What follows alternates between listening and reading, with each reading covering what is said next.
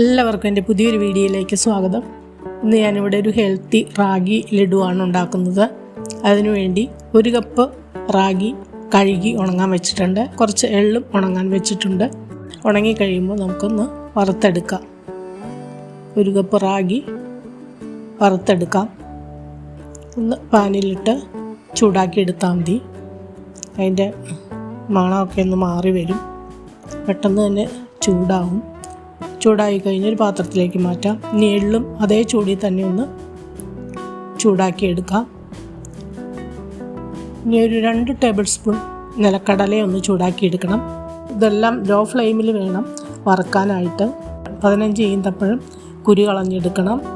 ഒരുണ്ട ശർക്കര, അതിൻ്റെ പകുതി ഒരു 1/2 കപ്പ് ശർക്കര ഒന്ന് മെൽറ്റ് ചെയ്ത് അരിച്ചെടുക്കണം. 4 ഏലക്ക വേണം. ഇനി വറുത്തെടുത്ത റാഗി ഒന്ന് പൊടിച്ചെടുക്കാം. റാഗി പൊടിയായിട്ട് കിട്ടുമെങ്കിൽ അതാണ് നല്ലത്. ഞാനിവിടെ ഉണക്കി പൊടിക്കുകയാണ് ചെയ്തത്. അതൊന്ന് പൊടിച്ചെടുത്തു. 1/2 കപ്പ് തേങ്ങ വേണം. ഈന്തപ്പഴം എല്ലാം കുരു കളഞ്ഞ് ബൗളിലിട്ടൊന്ന് അടിച്ചെടുത്തു.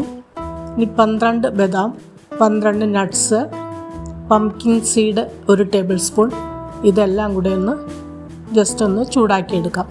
ചൂടാറി കഴിയുമ്പോൾ ബൗളിലിട്ടൊന്ന് പൊടിച്ചെടുക്കാം. കപ്പലണ്ടിയും ബദാമും നട്ട്സും പംകിൻ സീഡും എല്ലാം കൂടെ ഒന്ന് പൊടിച്ചെടുക്കാം. മത്തങ്ങാക്കുരുവാണ് ചേർത്ത് കൊടുത്തത്. നട്ട്സും ചേർത്ത് കൊടുത്തു. ഒന്ന് ജസ്റ്റ് ക്രഷ് ചെയ്തെടുത്തു. ഇനി അതേ പാനിലേക്ക് തന്നെ 1 ടീസ്പൂൺ നെയ്യ് ഒഴിച്ച് ലഡു നെയ്യിൽ തന്നെ ഉണ്ടാക്കുന്നതാണ് ടേസ്റ്റ്. ഇനി നമ്മൾ പൊടിച്ച് വെച്ച റാഗി ഒന്ന് ആ നെയ്യിലിട്ടൊന്ന് മൂപ്പിച്ചെടുക്കാം.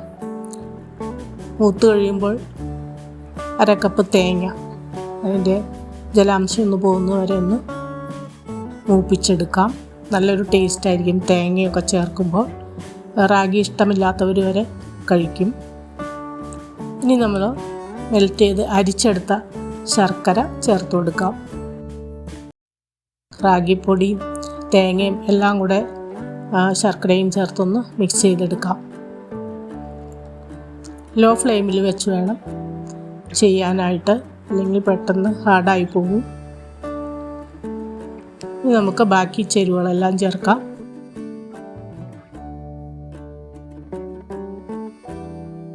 മിക്സിയിൽ അരച്ച് വെച്ചിരുന്ന ഈന്തപ്പഴം ചേർത്തു.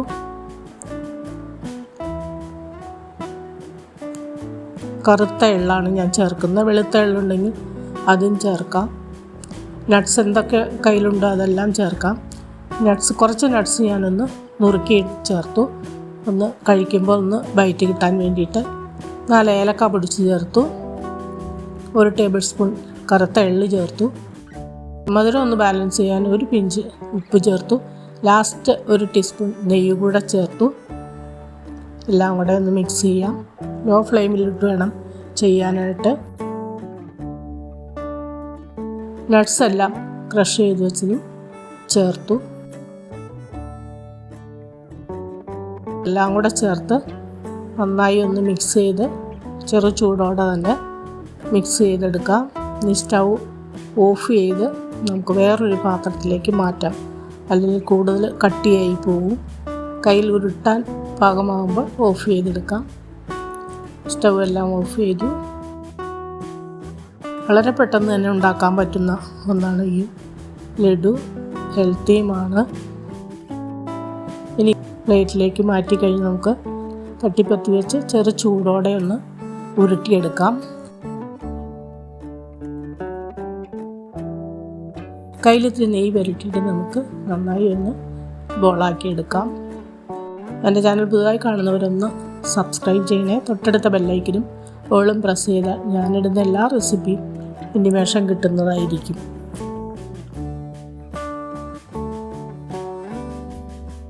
എല്ലാം ഇതുപോലെ നമുക്ക് ഉരുട്ടിയെടുക്കാം.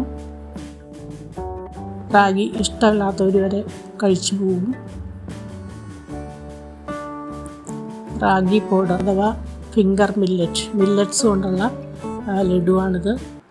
ഷുഗറൊന്നും ചേർക്കുന്നില്ല. എളുപ്പത്തിൽ തന്നെ റെഡിയാക്കി എടുക്കാം.